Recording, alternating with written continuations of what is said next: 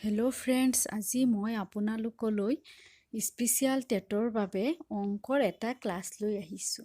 চাওঁ আহক ভিডিঅ'টো। এই ভিডিঅ'টোত আজি আমি নাম্বাৰ ছিষ্টেম সংখ্যাৰ ওপৰত আলোচনা কৰিম। আমাৰ সংখ্যাৰ ধাৰণা লোৱাৰ আগতে অংকৰ ধাৰণা থাকিব লাগিব। হিন্দু আৰবীয় পদ্ধতিত মুঠতে 10টা। সেইকেইটা হৈছে 0, 1, 2, 3, 4, 5, 6, 7, 8 আৰু 9। স্বাভাৱিক সংখ্যা 1ৰ পৰা ষ্টাৰ্ট হয়। 1, 2, 3, 4, 5 এনেকৈ অসীমলৈকে গৈ থাকিব। আটাইতকৈ সৰু স্বাভাৱিক সংখ্যাটো 1 আৰু আটাইতকৈ বৃহৎ সংখ্যক স্বাভাৱিক সংখ্যা আমি উলিয়াব নোৱাৰোঁ, কাৰণ স্বাভাৱিক সংখ্যা অসীম।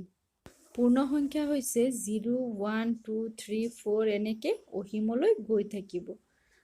আটাইতকৈ সৰু পূৰ্ণ সংখ্যাটো 0। অখণ্ড সংখ্যা হৈছে শূন্যকে ধৰি আমি গণনা কাৰ্যত ব্যৱহাৰ কৰা ধনাত্মক, ঋণাত্মক সকলো সংখ্যাবিলাকে অখণ্ড সংখ্যা। যুগ্ম সংখ্যা, যিবোৰ সংখ্যা 2ৰে সম্পূৰ্ণভাৱে বিভাজিত হয় সেইবোৰ যুগ্ম সংখ্যা। যেনেকৈ 2, 4, 6, 8, 10, 12 ইত্যাদি। অযুগ্ম সংখ্যা, যিবোৰ সংখ্যা 2ৰে সম্পূৰ্ণৰূপে বিভাজ্য নহয় সেইবোৰেই অযুগ্ম সংখ্যা। যেনে 3, 7, 9, 15, 21, 33 ইত্যাদি।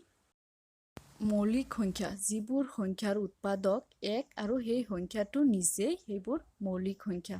যেনে 2, 3, 5 ইত্যাদি।